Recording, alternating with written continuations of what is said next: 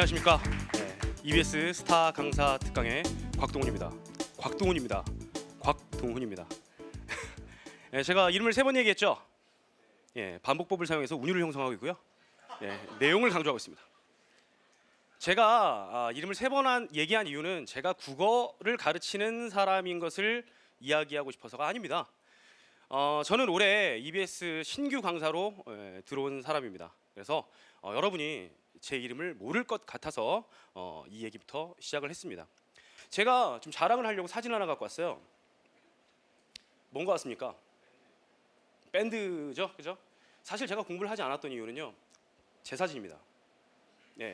홍대 공연장에서 제가 기타리스트와 함께 노래를 부르고 있는 장면이에요. 한때 그래서 음악을 통해서 전 직업을 획득하고 싶었습니다. 그런 직업을, 음악을 하는 사람. 노래 굉장히 잘해요. 부르진 않을 겁니다. 그런데 제가 음악을 하면서 배운 것이 있어요. 뭘 배웠을까요? 음악을 참 못한다라는 것을 배웠습니다. 제가. 그래서 여러분은 공부를 하면 할수록 무엇을 느끼십니까? 나는 공부를 참 못하는구나. 그렇죠? 그걸 좀 느끼겠는데, 그것을 느꼈을 때 여러분은 발전할 수 있게 됩니다. 그래서 제가 오늘 여러분께 드리고 싶은 그런 내용의 가장 주요 핵심은요, 여러분 강의 제목 듣고 오셨죠? 우리가 모르는 척했던 국어입니다. 모르는 척했다는 게 뭡니까? 모르는 척했다는 게 뭐예요? 알고 있다는 거예요. 여러분이 생각보다 많은 것을 알고 있습니다. 여러분 여기 이제 고등학교 학생이라고 생각을 하면은 적어도 지금 몇 년을 공부해 왔습니까? 9년을 공부해 왔어요. 모르는 게 없을 수가 없습니다. 그죠? 굉장히 아는 게 많다는 얘기예요. 그죠? 아는 게 많을 수밖에 없습니다. 그런데 여러분이 그것을 가끔 망각하고 있는 부분이 많습니다.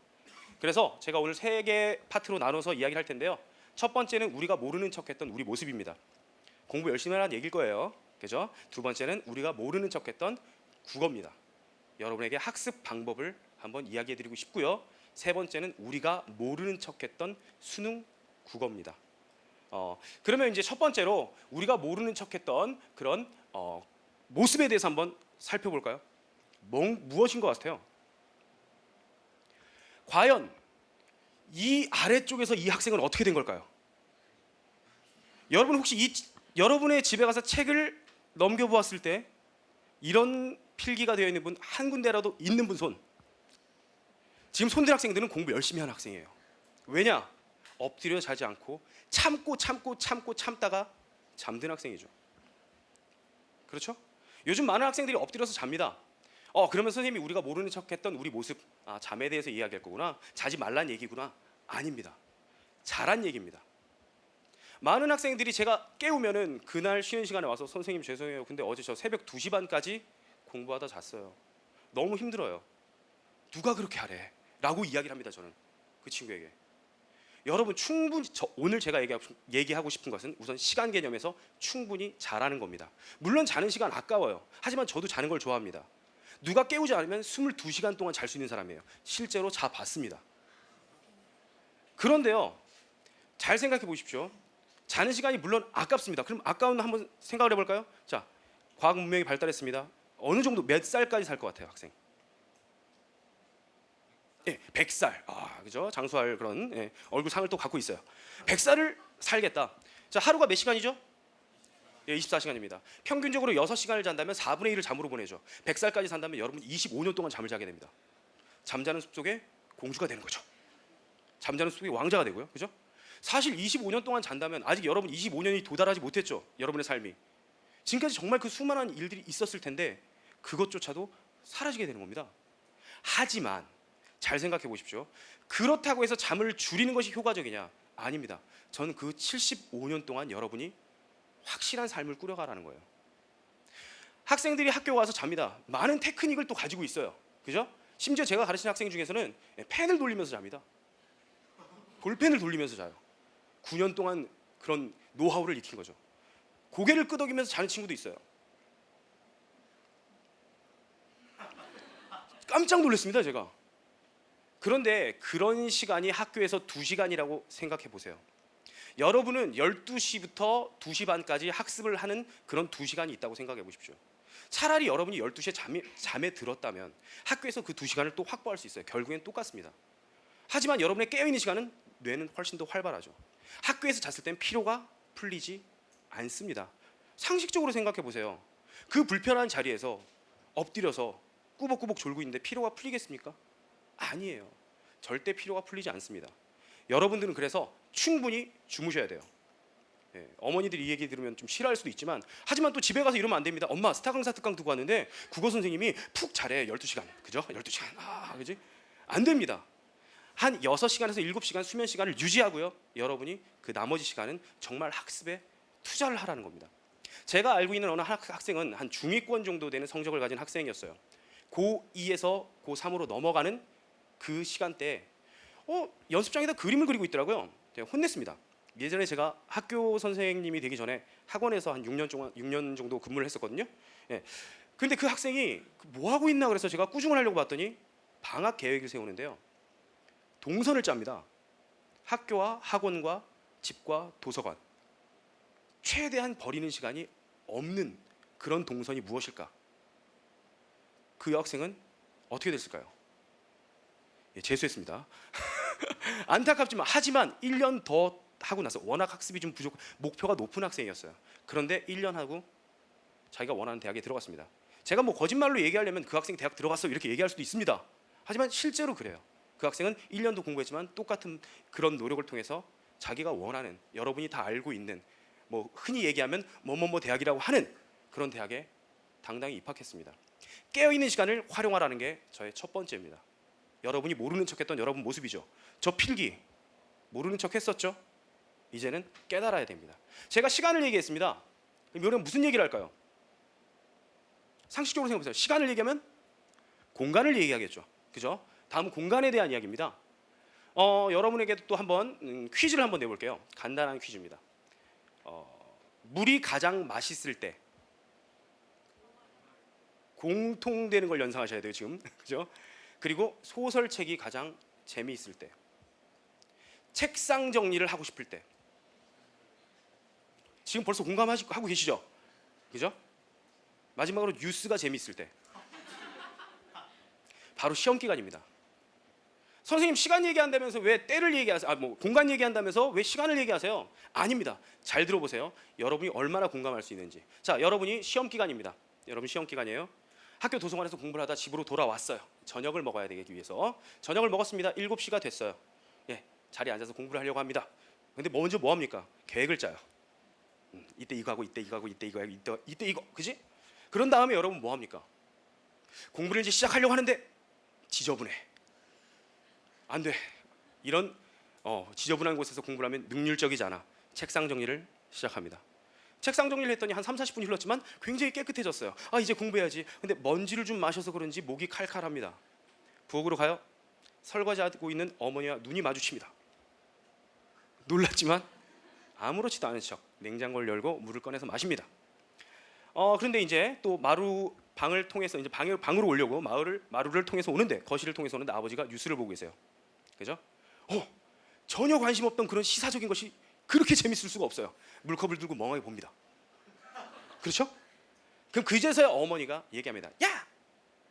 나 지금 이거 그죠? 그러면 여러분 뭐라고 합니까? 네 라고 들어간 학생 별로 없어요. 나 공부하려고 무슨 그죠? 그러면은 또 아버지에게 한마디 합니다. 어머니가 여보 당신이 거기서 뉴스 보니까 그런 거 아니에요. 아버지도 나쟤 때문에 뉴스도 못 보고 들어가십니다. 그죠? 안방으로 방으로 들어왔어요. 굉장히 불쾌해졌습니다. 뭐라고 얘기합니까? 나 공부하려고 그랬는데 엄마 때문에 공부 안 돼. 그죠? 그러더니 마음을 가라앉히기 위해서 소설책을 보기 시작합니다. 맞습니까? 공감이 좀 됩니까? 그리고 여러분 뭐 하세요? 12시까지 공부합니다. 이미 근데 계획은 어긋났어요. 다시 계획을 짜죠. 12시면 어떻게 됩니까? 그때까지는 그래도 공부하죠. 시험 기간이니까. 그죠? 한 9시부터 12시까지 공부하는데 공부 시간이 부족해요. 하지만 피로는 몰려옵니다. 여러분은 자연스럽게 책을 들고 침대로 갑니다. 누워서 해야지. 여러분 이 모든 것의 문제가 뭘까요? 공간입니다. 시간이 아니에요. 바로 여러분에게 정확하게 고정된 학습 공간이 정해져 있지 않기 때문이에요. 여러분이 그래서 저는 선생님이 여러분이 학교 도서관에서 공부하기를 좀 원합니다. 왜냐하면 옆에서 공부하는 친구들의 자극도 좀 받고요. 여러분에게 최대한 방해 요소가 적은 곳이기 때문이에요. 학교 도서관이 좀 시설이 미비하다면, 좀 좋지 않다면 여러분에게 확고한 학습 공간을 만드시라는 것이 두 번째 공간에 대한 이야기입니다. 약간 공감이 되시나요? 여러분이 모른 척했던 거 맞죠? 알고 계셨죠? 세 번째는요, 너무나 뻔한 이야기입니다. 목표입니다. 여러분이 살면서 가장 많이 듣는 얘기가 뭘까요? 너 뭐 되고 싶니입니다. 넌 뭐 할래? 장래 희망. 여러분의 생활 기록부에 진로 희망이 다 적혀 있습니다. 제가 고3을 좀 다년간 지도를 하면서 놀라운 사실을 발견했어요. 그래도 제가 좀 제법 이름난 고등학교에서 근무를 하는데 고3인데요.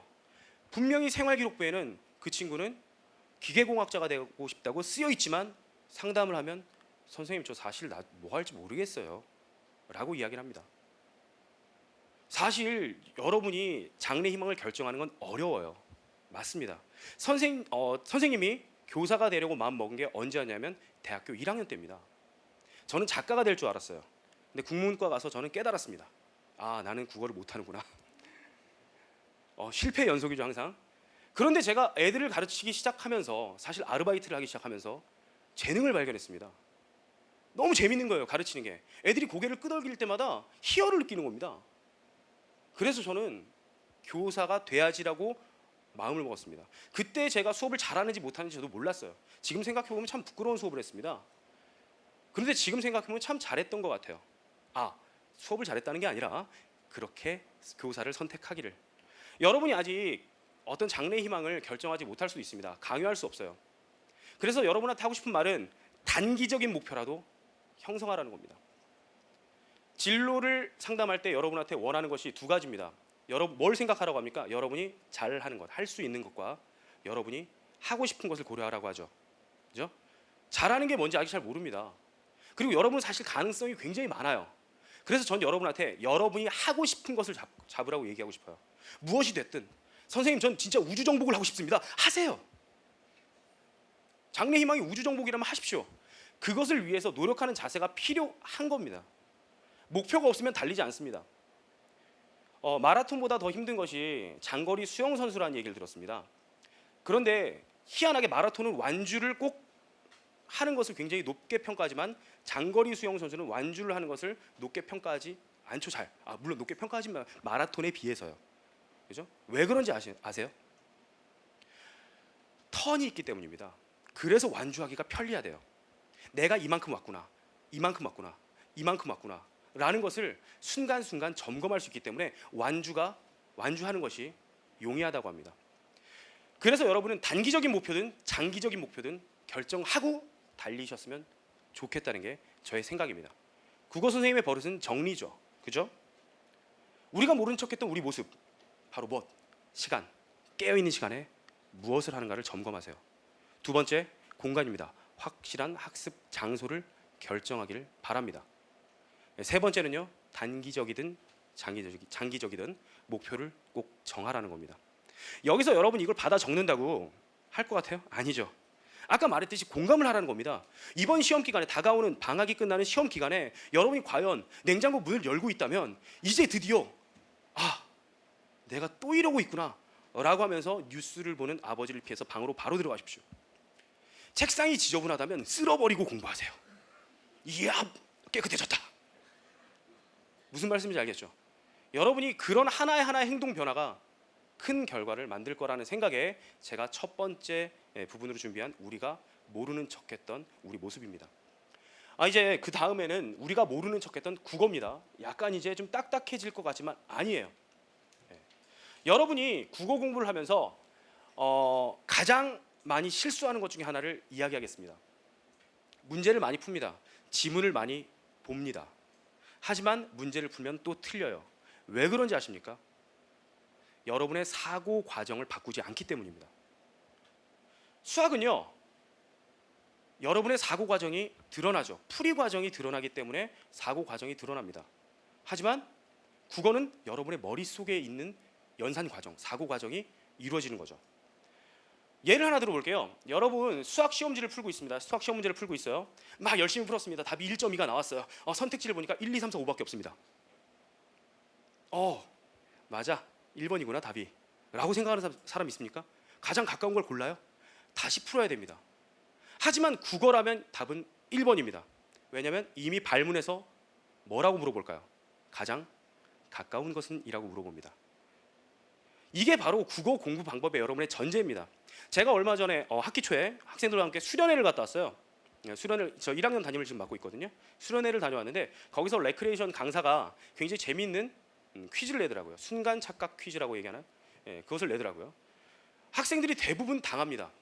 왜냐하면 순간적으로 사고 과정의 함정을 파는 문제거든요.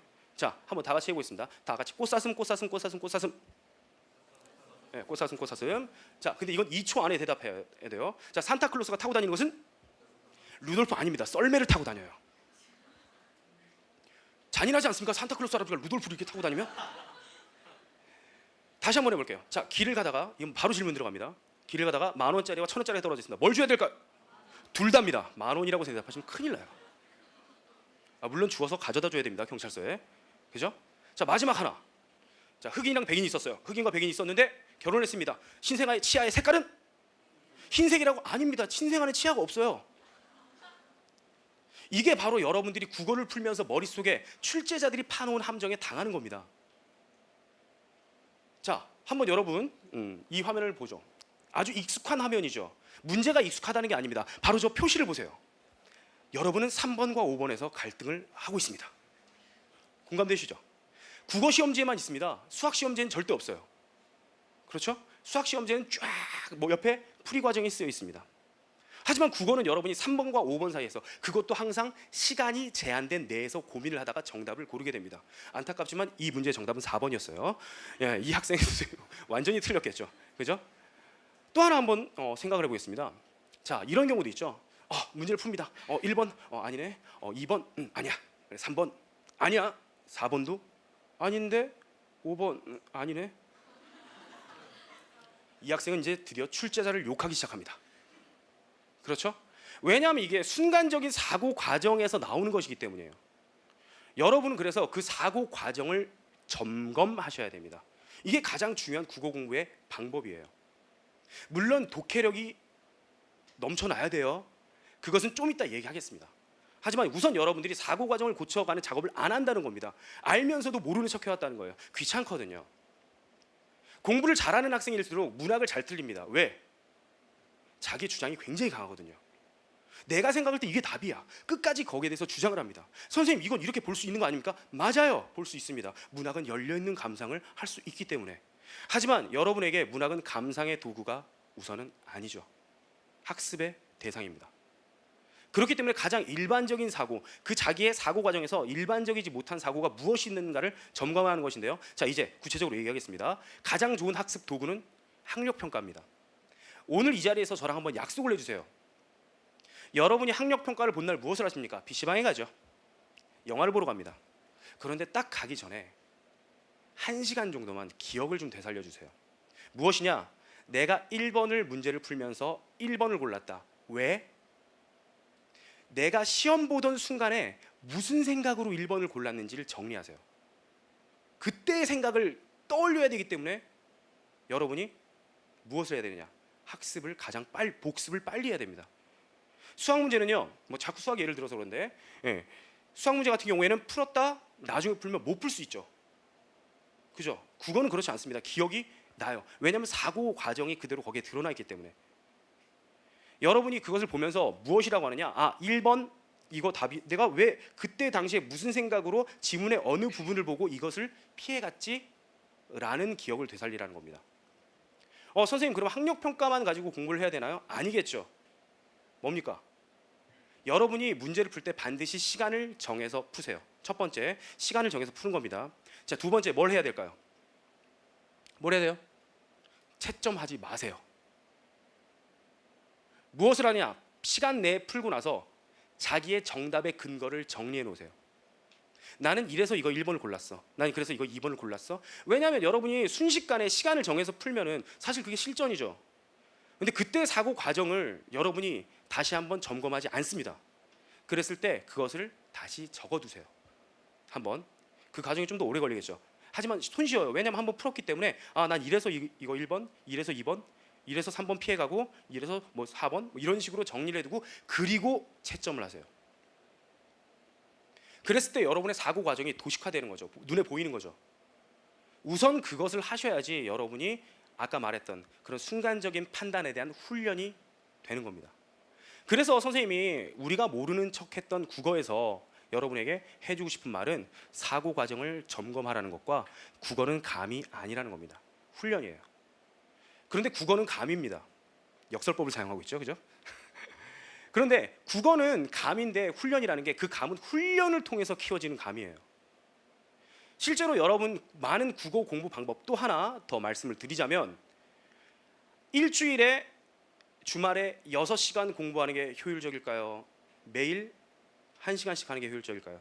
알고 계시죠? 매일 1시간입니다. 다른 과목은 어떨지 모르겠는데 국어 같은 경우에는 그런 꾸준히 감을 유지하는 훈련을 하시는 겁니다. 어렵지 않아요, 여러분. 제가 2가지 정도 얘기한 겁니다. 사고 과정 점검하라는 거랑 국어는 훈련이라는 이야기를 하고 있는 거예요. 어렵지 않죠? 네, 자, 또 이제 제가 대답을 하기 시작하죠, 그죠? 자, 그러면 이제 뭡니까? 마지막 하나가 남았습니다. 뭐죠? 우리가 모르는 척했던 수능 국어입니다. 수능 국어는 어떤 식으로 구성되어 있죠? 화법, 작문, 문법, 독서, 문학으로 구성되어 있습니다. 우선 대전제는 여러분이 푸는 시험이 무엇이다? 수능 국어예요. 수능이 뭡니까? 대학 수학 능력 시험이에요. 대학 수학 지식 시험이 아닙니다. 여러분이 많은 지식을 쌓는 것, 그런 것도 중요합니다. 배경 지식이 많을수록 비문학 독해 빨라지죠. 문학은 당연히 자산이 됩니다, 자신의. 하지만 여러분이 가장 중요한 것은 그런 적응력, 아까 말했던 그런 사고 과정을 통해서 자신의 사고를 고쳤을 때 적응력을 키우는 것이거든요. 자, 오늘 이 시간에는 그것도 중요하지만 앞에서 이야기했기 때문에 제가 화법, 작문, 그리고 문법, 독서, 문학에 대한 그런 어떤 핵심적인 내용이라고나 할까요? 그 부분을 좀 여러분 긁어드릴게요. 알겠습니까? 이 강의를 들었을 때 선생님 일부러 좀 뭐라고 할까요? 그 국어 선택지 같은 걸 뺐어요. 여러분이 여기까지 와서 이걸 봐야 되나? 좀 즐겁고 행복하게 강의를 듣고 가서 여러분의 아까 말했듯이 달라진 모습으로 집에 돌아가서 공부를 할 때 다른 정신과 새로운 공부 방법을 통해서 공부를 했으면 좋겠다는 생각입니다. 자, 화법과 작문입니다. 패턴화된 연결고리. 너와 나의 연결고리. 그죠? 연결고리입니다. 여러분 어렸을 때 한 번쯤은 학습지 같은 거 해봤죠, 그죠? 무지개 색깔 뭐 선생님, 뭐 그죠? 뭐 등등 뿅뿅뿅 뭐 학습 뭐 많이 해봤습니다, 그죠?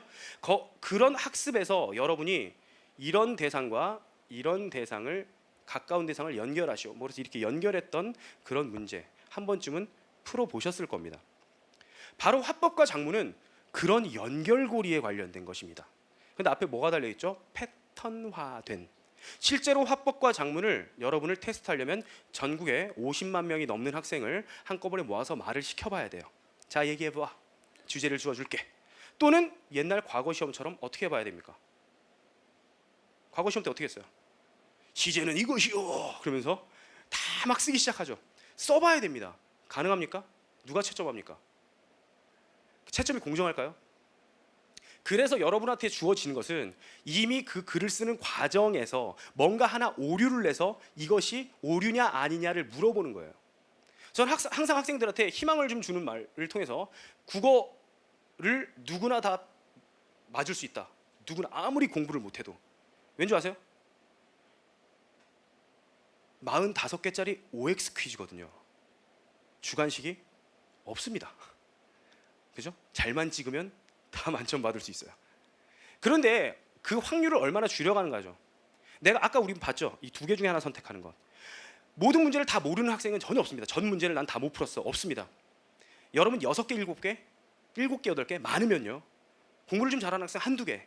그 선택의 기로에서 틀리는 거죠. 연결을 못 시키기 때문에 그래요. 여러분이 화법과 작문은요. 다 맞으셔야 됩니다. 부담스럽습니까? 맞으셔야 돼요. 왜? 패턴화돼 있기 때문이에요. 항상 나오는 문제 형식이 나옵니다. 한번 거기에 대해서 이야기를 해보도록 하죠.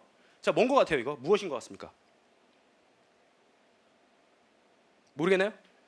예, 화법 지문입니다. 글자가 없을 뿐이에요. 알겠죠, 그죠? 여기서 이 화법 지문은 뭐 밑줄이 돼 있어서 기역, 니은, 디귿, 리을, 미음 이런 식으로 이루어져 있습니다. 그렇죠? 그곳에서 잘못된, 물론 묶음으로 A라고 묶여진 경우도 있어요. 그렇죠? 그런데 이 부분에서 무엇을 묻느냐가 여러분이 궁금한 거죠, 그죠? 자, 계획, 전달, 수용입니다. 굉장히 선생님이 간략하게 만들었어요. 원래 화법의 원리에서는 훨씬 더 많은 과정이 있습니다. 그렇죠. 근데 여러분이 말을 하기 위해서, 제가 이 자리에서 강연을 준비하기 위해서 무엇을 했을까요? 계획을 세웠습니다. 나는 우리가 모르는 척했던 국어에 대해서 이야기를 할 거야. 계획을 세웠습니다. 뭘 정한 거죠? 주제를 정했습니다.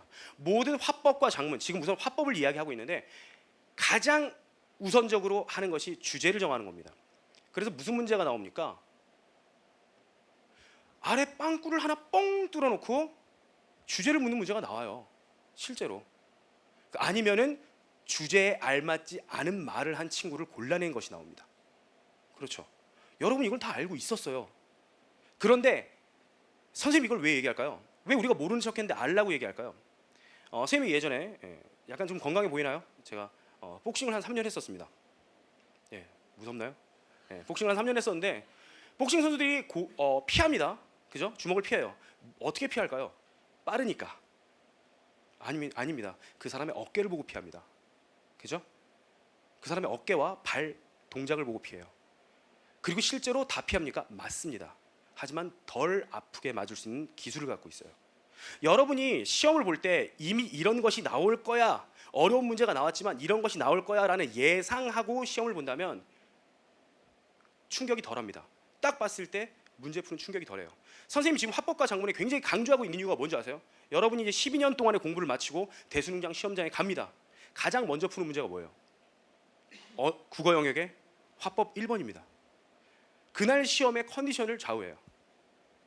물론 제 친구는 같이 시험 보러 가는데 제가 수능을 보러 갈 때 친구 어머니가 태워다 주셨어요. 예. 보통 어머니가 뭐라고 하실까요? 시험 잘 봐, 화이팅, 우리 아들 최고, 뭐 이렇게 해줄 것 같죠, 그죠? 쌤 친구 어머니는 일찍 들어! 라고 얘기하시더라고요. 그 친구가 얼마나 공부 안 했는지 알겠죠, 그죠? 그런데 그 친구는 시험 잘 봤을까요? 못 봤습니다. 기분이 별로였거든요. 엄마의 그 한마디가. 화법의 1번을 망치면요, 여러분 수능을 망칠 가능성이 굉장히 많아요. 실제로. 그래서 채점도 하지 말라고 하죠. 국어 시험 보고 나서. 그래서 화법이 중요합니다. 하지만 그것을 여러분이 이런 패턴화된 연결고리인데 그 패턴을 알고 간다면 훨씬 더 수능에서 컨디션보다 좋은 성적을 거둘 수 있다고 저는 약간 자부합니다. 그죠? 자, 그럼 어쨌거나 주제를 잡았어요. 그런 주제에 관련된 문제가 나옵니다. 이렇게 계획을 할 때 주제도 잡지만 하나 더 중요한 게 있어요. 화법에서 항상 이렇게 간지럽히는 그런 부분이 있어요. 뭡니까? 바로 청자를 고려하라는 겁니다. 그렇죠. 그거는 작문에서도 마찬가지로 예상 독자를 고려하라는 그런 문제가 자주 나옵니다. 그 문제 자체가 나오는 게 아니라 선택지에서 그것을 자꾸 간지럽혀주고 있는 거예요. 말하자면 그 내용 자체가 청소년을 위한 문화 강연이다, 이렇게 되어 있다고 생각해 보세요. 청소년을 위한 문화 강연이다. 그런데 그 대상 중에 어떤 선택지 중에 분명히 어른을 대상으로 한다거나 굉장히 어려운 얘기를 일부러 끼워 넣습니다. 그게 바로 틀린 거죠. 실제로 기출문제 이런 것이 나온 적이 있어요. 어떤 환경보호단체에 관련된 이야기인데 환경보호를 어떤 국가적인 것보다 기업이 했을 때 훨씬 더 잘한다 라는 지문이 나온 적이 있습니다. 화법에서. 그랬을 때 그 뒤에 부분에 무슨 내용이 나오냐면 어떤 독일의 사례 같은 걸 이야기해 주면서 발표자가 이런 얘기를 해요. 독일의 사례를 보면 국가가 관리했을 때 훨씬 더 잘한다는 그런 사례가 있습니다. 뭐 이런 게 나와요. 그럼 결국에 그 사람들의 결론은 그것으로 이야기가 맞춰진다면 국가가 관리하는 것이 효용적이라는 걸 이야기하는 사람, 혹시라도 그것이 그 사람 B라는 사람이 이야기를 했다면 그 사람의 내용을 정리하면 국가가 관리해야 된다는 거죠. 선택지 중에 무슨 내용이 나온 적이 있냐면 정부가 누구를 관리한다? 기업이 하는 환경 관리를 관리하는 거예요. 그럴싸하죠. 그죠? 대상을 바꾼 거예요, 살짝. 정부가 해야 되는 걸 기업이 하는데 마치 기업이 하는 환경 관리를 정부가 관리하니까 정부가 하는 것처럼 해놓은 거예요. 아까 말했던 여러분이 그걸 사고 과정을 검토하지 않았다면 자기가 그것 때문에 틀렸다는 걸 모른다면 아마 계속 틀릴 겁니다. 화법은 말하자면 그런 식으로 계획 부분에서 어떤 청자나 그런 부분에 대해서 청자 설정을 건드린 경우가 많다라는 겁니다. 그 다음에 전달입니다. 전달에서 빠지지 않고 나오는 부분이 뭘까요? 실제로 제가 지금 이렇게 말을 하면서 가만히 이렇게 얘기합니까? 무슨 표현이라고 해요? 언어? 공부 잘하잖아요, 그죠? 언어 외적 표현. 물론 대답 안 했어요. 그냥 제가 잘한다고 얘기한 겁니다. 자, 언어 외적 표현. 그래서 반언어, 비언어 이런 것 나오죠. 단골 손님이죠. 그죠? 바로 그런 부분입니다. 전달하면서 이 사람이 어떤 내용을 받아들이고 있는가. 그리고 전달과 수용에서는요, 결국에는 연결고리 쪽이 강해요. 내용을 연결합니다. 말하자면 이 친구와 저 친구와 나와 타협을 한다고 생각해 보세요. 그죠? 아니면 토의를 한다고 생각해 봅니다. 우선 타협으로 갈까요? 아, 얘들아 자지 않으면 내가 너희들에게 노트를 한 권씩 줄게. 싫어요 선생님 잘래요. 타협이 됐습니까? 안 됐죠. 그죠? 근데 선생님이 이제 다른 방법을 썼습니다. 그래 내가 문화상품권을 그러면은 5천 원씩 줄게. 자지 말아라. 그러면은 학생들이 안 자기 시작합니다. 그랬을 때 타협 안은 5천 원짜리 문화상품권이에요. 그렇죠? 그런 단순한 내용이 나와 있습니다. 그랬을 때 선택지에 뭐라고 나옵니까? 학생들에게 노트를 줌으로써 타협의 절충점을 찾고 있다. 이런 게 나와요. 단순합니다. 굉장히 단순해요. 하지만 여러분들이 그런 부분에서 실수를 한다는 얘기예요. 단지 그냥 내용의 연결고리입니다. 그리고 수용 부분도 왜 연결고리일까요? 이 대화를 듣고 보인 반응으로 적절하지 않는 것, 아니면은 A라는 사람이 얘기했을 때 B라는 사람이 보인 반응으로 적절하지 않는 것, 이런 것이 나온다는 거예요. 마지막 하나, 화법에서 마지막 하나, 여러분이 학교에서 배우는 화법 속 솔직히 재미없죠. 토의의 종류, 의미가 없다라고 생각하는데 그 부분에서 여러분이 중요한 것을 놓치면 안 됩니다. 아까 말했듯이 계획 단계에서 토의의 목적이 뭡니까? 토론의 목적이 뭐예요? 그것의 주제가 어떻게 됩니까?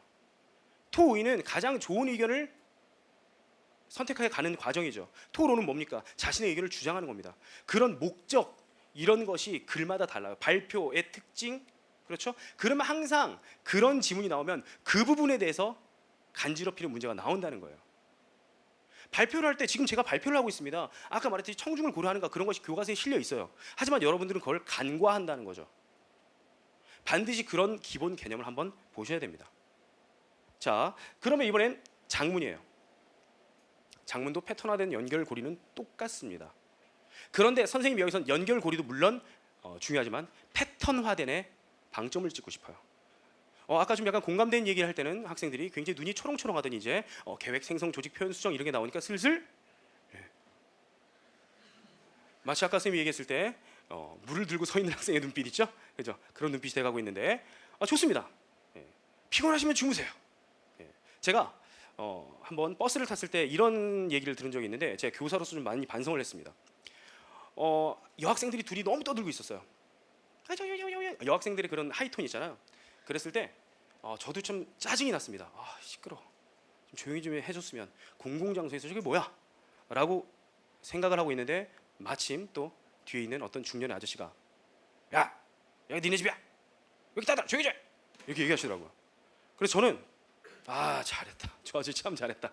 라고 생각을 했었는데 그때 옆에 있는 좀 늙으신 어떤 신사분이, 연세가 좀 지긋하신 신사분이 그 아저씨한테 여보게, 학교에서도 조용해라. 집에서도 조용해라. 여기서도 조용해라. 쟤네들 어디서 떠들라고 그래? 버스에서라도 좀 떠들게 냅두구려. 저는 엄청 반성했어요. 한 번도 애들한테 그렇게 잘 수 있는 여유를 준 적도 없고요. 그죠? 떠들 수 있는 여유를 주지 않습니다. 선생님이 항상 교실에 와서 맨 첫 마디가 뭡니까? 야, 조용해. 그렇죠? 전 그 다음부터 학생들에게 조용해란 말을 하고 있습니다. 그죠? 안 하고 있지 않아요. 너무 떠들어요. 그죠? 좀 졸리시더라도 여러분 한번 기지개라도 키시면서 한번 강연을 좀 주목해 주시기 바랍니다. 이제 더 중요한 부분이 나온다고 확실히 말씀드리는데요. 자, 계획, 생성, 조직, 표현, 수정입니다. 이건 훨씬 더 패턴화되어 있어요. 계획 단계에서는 똑같습니다. 화법. 그죠? 생략할게요. 계획은 똑같아요. 주제에 대해서 간지럽히는 부분이 나옵니다. 자, 생성은 뭐가 나옵니까? 자료 수집 문제가 나오죠. 생성은 뭐가 나와요? 자료 수집 문제가 나와요. 이런 주제 아래서 이런 자료를 수집했다. 여기에 대한 보인 반응으로 적절하지 않는 것. 잘못된 자료를 수집하는 겁니다. 그렇죠? 자, 그러면 조직에서 뭐가 나옵니다. 조직. 무섭습니까? 조직. 개요 작성 문제 나오잖아요. 이 글에 대해서 이런 주제를 가지고 이런 개요를 작성했다. 말하자면 이거는 상위 단계와 하위 단계의 연결고리가 나옵니다. 주제도 있지만 소주제도 있죠. 서론에서 이 얘기해야지, 본론에서 이 얘기해야지. 전체 주제에서 서론, 본론의 주제가 맞지 않게 어긋나고, 여러분 머릿속에 떠올려 보세요. 그런 주제 해놓은 다음에 점점점점점 1번, 점점점점점 2번. 공감되시죠? 그런 문제가 나온다는 거예요. 조직에서는. 결국 이것도 연결고리입니다. 사실 선생님이 여기서 그 얘기를 갖고 나와서 이런 걸 주목해야 해, 의미 없습니다. 사실 제가 지금 말하고 있는 건 의미가 없어요. 아까 말했듯이 이건 훈련이 돼야 돼요. 여러분의 사고 과정을 고치는 과정에서 일어나야 됩니다. 그렇지 않습니까? 화법과 작문은 선생님이 가장 강조했는데 문학의 수업이 효용도가 가장 높습니다. 화법과 작문은 여러분이 풀었을 때 효용도가 가장 높아요. 비문학도 마찬가지입니다. 독서 쪽도. 문법과 문학의 선생님은 학습 효용도가 가장 높다라고 생각합니다. 강의를 듣는. 무슨 말씀인지 알겠죠? 그래서 여러분이 훈련이 돼야 됩니다. 그런 개요 문제가 나오고 표현 뭐 나옵니까? 제가 아까 스타 강사 특강을 많이 참고했다고 했죠. 어떤 선생님이 이런 얘기를 하시더라고요. 이번 수능에서 조건을 주어주고 거기에 따라서 옳지 않은 것 문제가 나오는 게 내기를 걸겠어. 사실 저도 내기 걸 수 있습니다. 왜요? 수능이 생긴 20년 이래 그때는 이제 작문이 아니라 쓰기였죠. 그때부터 빠지지 않고 나온 문제였거든요. 여러분 알고 계시죠? 보기로 조건을 주어준 다음에 그 조건에 알맞게 글을 작성하는 것. 여러분한테 직접 써보라고 하지 못하니까 그 조건을 주어주고 거기에 알맞는 글을 쓰는 것을 찾는 거예요. 말 그대로 조건 문제가 표현해서 나옵니다. 수정 알고 계시죠? 그죠? 다음은 누가 고쳐 쓴 것이다. 고쳐 쓴 것으로 적절하지 않은 것은 문법 문제에 좀 가깝고요.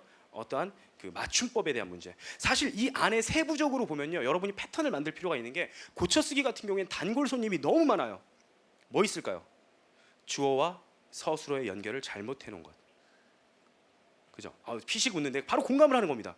또 뭐 나와요? 접속어를 살살 간지러 줍니다. 또 뭐가 나올까요? 한번 생각해 보세요.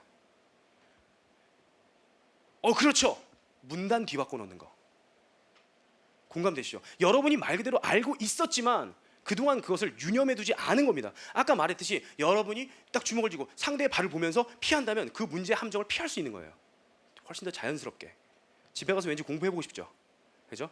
저의 목적이 슬슬 달성해 가고 있는 것 같습니다. 자, 그 다음에는 이제 무엇이냐? 바로 문법입니다. 기본을 알자. 당연한 얘기죠. 제가 얼마 전에 학생이 와서 질문을 했습니다. 선생님, 이 단어의 품사가 뭐예요? 그래, 너는 뭐라고 생각하니? 저 항상 먼저 대답 안 해주거든요. 넌 뭐라고 생각하니? 우선 저는 이거 부사어 같은데. 뭐가 이상할까요? 그 학생은 품사를 질문해놓고 부사어라고 대답했습니다. 모르셨나요? 그 학생은 품사란 개념과 문장 성분에 대한 개념이 없어요. 제가 항상 문법 첫 시간에 학생들한테 물어보는 게 어간과 어근의 차이에 대해서 설명을 시켜봅니다.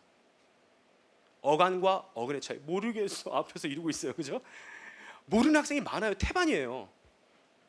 그걸 모르면서 어떻게 문법을 합니까? 어간은 활용에 관련된 개념이고 어근은 단어 형성에 관련된 개념입니다. 맞죠? 그죠? 알고 있으면서도 정확하게 정리가 안 돼 있어요. 여러분 이번에 여름방학에 할 일이 생겼습니다. 문법은 한 번만 잡아놓으면 끝나요. 그 개념, 말하자면 형태소 들어는 봤죠? 그죠? 의문, 품사, 문장의 성분, 활용, 그런 핵심적인 개념에 대해서 여러분이 알아두신다면 정말 문법은 자연스럽게 잘하게 돼요. 자연스럽게.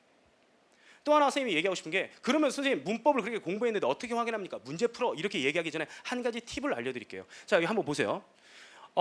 작년 수능 문제죠. 자, 서술어의 자릿수는 문법적으로 정확하지 못한 문장을 수정하는데 그죠? 읽으시면 뭐 지금 저거 읽으려고 갖고 온 게 아닙니다. 여러분 선생님 이게 보기를 갖고 온 겁니다. 문법 개념을 다 학습하셨으면요, 문제를 푸는 것도 중요하지만 기출 문제의 보기를 읽어보세요. 문제를 푸는 것이 아니라 보기만 읽어보세요. 모아서. 이게 독해가 되는지, 여기서 나와 있는 개념어가 뭡니까? 서술어의 자릿수라는 개념, 서술어라는 개념, 문장 성분이라는 개념. 그것에 대해서 내가 알고 있는가? 알아. 문장 성분 뭔지 알아. 서술어의 자릿수 알아. 물론 여기 설명이 서술어 자릿수가 나와 있습니다. 아까 말했듯이 대학 수학 능력 시험이기 때문에 기본 정보를 제공하고 여러분에게 적용력을 평가합니다. 하지만 여러분은 화법, 작문, 문법에서 완전히 시간을 많이 줄일 수 있어요. 그게 학습이 돼 있다면. 여러분이 시간을 많이 투자하고 고민해야 될 것은 독서와 문학입니다. 화법과 작문은 패턴화된 연결 고리와 기본 개념을 잡아서 보기를 읽어가는데 굉장히 시간을 줄여감으로써 수능을 볼 수 있는 뒷부분의 시간을 확보해 나가는 거죠. 알겠습니까? 오늘 이번 여름에 솔직히 각종 포털 사이트를 여러분이 거기에 문장 성분이라고 쳐보시면 정리가 잘 되어 있는 그런 사이트가 많습니다. 물론 EBS 강의를 듣는 게 좋죠. 많은 그런 문법 개본 개념 강의가 있습니다.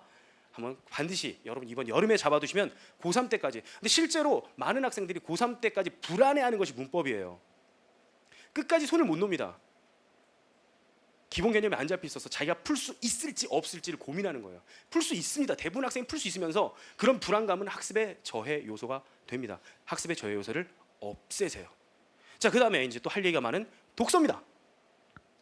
독서는요, 출제 요소를 중점적으로 보라는 얘기예요. 인문 예술은 뭐가 나옵니까? 그 대상의 핵심 대상에 대한 특징을 물어봅니다.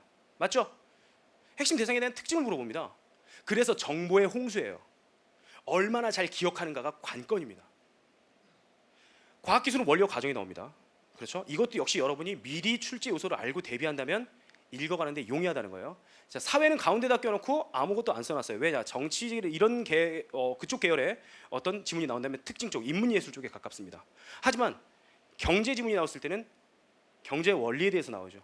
그래서 쌤이 일부러 가운데다 넣어놓은 것입니다. 자, 그리고 또 하나, 첫 번째, 두 번째 문단에서 결정 난다는 거예요. 이때부터 여러분이 좀 요구하는 듣고 싶었던 팁 같은 게 나오는 겁니다. 첫 번째, 두 번째 문단에서 여러분 두 가지를 확인하셔야 돼요. 무엇일까요? 핵심 대상. 선생님이 왜 두 번째 문단까지 얘기했냐면 첫 번째 문단은 예를 드는 경우나 사례를 제시하는 경우가 많거든요. 핵심 대상에 대해서 반드시 파악하시고, 그리고 두 번째로 어떻게 얘기할지가 나옵니다. 말하자면 첫 번째 문단에서 이황과 이의에 대해서 이야기 나왔다. 이런저런 얘기하는데 둘은 상반된 길을 걸어왔다. 뭡니까? 두 대상의 차이점에 대해서 이야기할 거야 라는 예상하며 읽기를 하라는 거죠.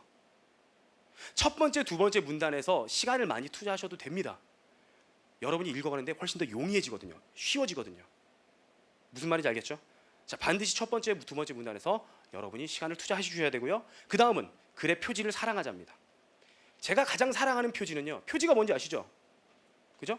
이쪽으로 가라, 저쪽으로 가라, 그겁니다. 접속어예요. 접속어. 주로 제가 가장 사랑하는 표지 몇 개, 그러나입니다. 앞에 있는 국어 선생님은 잘생겼다, 그러나 키가 작다. 저희 어머니는 그래도 저 키 크대요. 자식 사랑이죠, 그죠? 자, 그랬을 때 그 사람이 이야기하고 싶은 건 잘생겼다가 아닙니다, 그죠? 지금 전 여러분을 세뇌시키고 있는 겁니다. 잘생긴 거 아니에요, 그죠? 그 사람 키가 작다라는 걸 얘기하고 싶죠. 그러나가 나왔을 때는 앞부분보다 뒷부분에 무게 중심을 두세요. 그렇죠? 필자가 하고 싶은 건 그겁니다. 또 뭐 있을까요? 가장 중요한 것은 필자가 얘기해 줍니다. 가장 중요한 것은 가끔 나오죠. 또 뭘까요? 이처럼. 뭐 하겠다는 얘기입니까? 정리하겠다는 얘기죠. 선생님이 문제를 실제로 수업 준비하면서 풀어봅니다. 풀어봤을 때 저는 사실 밑줄을 많이 긋지 않아요. 어디에 그을까요? 핵심 대상과 접속어에만 저는 체크를 합니다. 그랬을 때 글이 어떻게 되어 있는지, 접속어에 체크를 하면은 여러분이 글이 이런 구성이 되어 있는가, 뭐 이런 게 있고 아래 나오는 이런 구성이 되어 있는지, 그죠? 아니면 양갈래로 갈라서 되어 있는 게, 그게 머릿속에 잡히는 것이 글을 구조화하면서 파악하는 방법이에요. 자, 한 가지 팁을 더 드리자면요, 제가 학교에서 수업하면서 쓰는 방법이에요. 저는 비문학을 수업하면서 무엇을 하느냐, 학생들에게 한 세 번째 문단까지 이야기를 한 다음에요, 딴 얘기를 합니다. 선생님 첫사랑이 있었어. 아직도 그립지는 않습니다. 첫사랑이 있었어. 이랬었지. 선생님 언제 쪽이었는데 그래서 선생님은 되게 많이 그때가 그리울 때도 있단다. 막 갑자기 얘기를 해요. 왜 할까요? 한 3분 정도를 그런 얘기를 합니다. 갑자기 책을 덮으라고 한 다음에 한 명 일어서서 내가 세 번째 문단까지 무엇을 가르쳤을까를 시켜봅니다. 여러분이 수능에서 한 지문을 푸는 시간이 걸리는 시간은 약 5분에서 6분 정도예요. 여러분의 단기 기억력이 적어도 그 정도는 활성화돼야 돼요. 제가 일부러 학생들 헷갈리게 하는 겁니다. 놀려고 하는 거 아니에요. 그랬을 때 대답을 잘하는 훈련을 하는 겁니다. 이게 바로 여러분들이 할 수 있는 독해력을 늘리는 방법. 좀 이따 팁을 알려드린다고 했죠. 이게 하나의 방법이에요. 여러분이 주말에 쉴 때요, 신문에서 약간 어려운 지문 있죠. 신문에서 어느 정도 시간을 재서 읽으세요. 실제로 읽는데 얼마 안 걸려요. 3분, 4분 덮으십시오. 무슨 내용이 나와 있었는지 기억하세요. 그걸 읽고 끝내고 손으로 정리하는 게 별로 필요가 없습니다. 그냥 누워서 이거 읽으면서 막 시간 내 급박한 마음으로만 읽으시고 덮고 생각해 보세요. 그 지문을 다시 봤을 때 내가 무엇을 놓쳤는지 확인만 하시면 됩니다. 그것을 여러분 매주마다 했을 때 고3이 되었다면 여러분의 독해력은 늘어나 있을 거예요. 물론 어렸을 때부터 책을 읽는 것이 가장 좋습니다. 하지만 늦었잖아요. 그죠? 여러분이 독해력을 늘리는 하나의 방법입니다. 자, 그러면은 독서 아시겠죠? 자, 선생님이 이제 마지막으로 문학입니다. 문학은요, 굉장히 간단하게 얘기할 거예요. 너무 기대하지 마세요. 시간도 많이 흘렀죠? 자, 문학은 좋아해야 잘합니다. 전 문학을 잘합니다. 왜요? 좋아하니까요. 생긴 것답지 않게 대학원에서 현대시를 전공했어요. 그죠? 보통 제가 어디 가서 직업을 물어보면 선생님이다 하면은 체육 선생이냐고 물어봐요. 그런데 저는 문학을 엄청 좋아합니다. 좋아하면 잘하게 돼요. 물론 이건 시작의 이야기입니다. 아까 얘기했죠. 문학은 감상하는 것이 아니라 여러분에게 학습의 도구이기 때문에 결국은 학습의 도구로 활용해야지만 애초에 좋아해 보세요. 오늘 여기 와서 돌아가는 길에 엄마랑 같이 온 학생들, 아니 혼자 온 학생들, 가까운 서점에 들려서 시집을 한번 훑어보고 한 권 사보십시오. 그래도 현대 문화인데 시집을 자기 손으로 한 번도 안 사보는 게 말이 됩니까? 그랬을 때 비로소 문학을 좋아하는 출발점이 되지 않을까 싶습니다. 하나는 문학은 경험입니다. 중의적인 의미예요. 문학은 경험을 해야 잘한다는 이야기도 있지만 또 문학은 사람의 경험을 담습니다. 그래서 여러분이 문학을 읽을 때 빠져들어서 읽으세요. 예전에 그런 경우 있죠. 모의고사에서 어떤 지문이 나왔는데 학생들이 그걸 보고 울다가 문제를 못 풀었다. 어떤 드라마의 한 대목이 시나리오 지문이 나왔는데 그런 경우도 있습니다. 여러분이 빠져서 읽었을 때 인물에 공감을 하게 되고요. 시를 보면 어떻게 됩니까? 그 시의 화자에 공감을 하게 됩니다. 그게 바로 시작입니다. 세 번째, 기본 개념을 놓치면 문제는 틀립니다. 기본 개념은요, 아까 제 강의를 들은 학생이 많지 않은 것 같은데요, EBS 곽동을 검색해 보시면 문학 기본 개념 강의가 있습니다. 사실 문학 기본 개념 여기서 얘기하면은요, 여러분 오늘 집에 못 가요. 그렇기 때문에 여러분에게 기본 개념을 반드시 잡는데 저의 문학 개그랑 강의도 있고요, 알짜 개념 강의도 있습니다. 반드시 집에 와서 좀 확인을 하시고요. 지금 어떤 영상을 통해서 보는 학생도 한번 확인했으면 좋겠습니다. 자, 이제 제 강의가 이제 하고 싶은 얘기 끝났습니다. 근데 마지막으로 여러분에게 하고 싶은 얘기가 있는데, 예전에 그 옆반에 한 교훈이에요. 3일마다 작심하라. 여러분이 못하는 게 뭡니까? 그 자신의 결심을 3일 동안 유지 못하는 겁니다. 그러면 어떻게 하면 됩니까? 3일마다 결심을 새로 먹으면 돼요. 멋진 급훈이라고 생각하는데 그 옆반의 급훈이 뭐였는지 아세요? 바보들은 결심만 한다요. 거의 두 반이 싸우자죠. 그죠? 근데 이 말도 맞습니다. 바보들은 결심만 한다. 정말 다른 얘기 같죠? 근데 둘은 공통적으로 이야기하고 있습니다. 뭡니까? 행동력이 없음을 비판하고 있는 거예요. 여러분은 과연 행동력이 있습니까? 저는 이 강의를 준비하기 위해서 사실 한 이틀 정도 밤을 좀 샜습니다. 물론 그 전에 준비한 기간은 더 많았고 너무 긴장되고, 저는 행동력을 좀 보였습니다. 앞으로 여러분의 행동력을 보고 싶습니다. 그러면 저희 반의 급훈을 이야기하면서 끝내도록 하겠습니다. 영원히 살 것처럼 웃고 내일 죽을 것처럼 살아라.